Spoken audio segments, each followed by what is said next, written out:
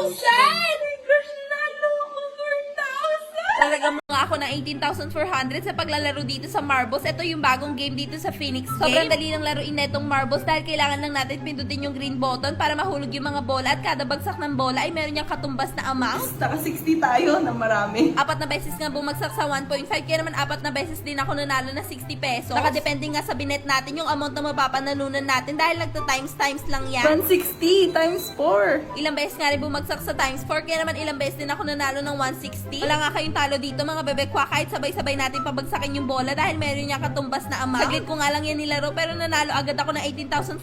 O diba bongga talaga tong Marbles kaya naman kilik ko na kaagad yung withdraw para ma-withdraw ko na yung 18,000 sa Gcash account ko. Pag gusto nyo naman mag-cash in na i-click nyo lang ang wallet dyan sa pinakasulok at pwede na kayo mamili na amount nyo via Gcash din yan. Para mag-register ilalagay nyo lang yung phone number, password at ng OTP. Maglaro na rin kayo ng Phoenix Game na dyan na link sa comment section. Play Marbles now!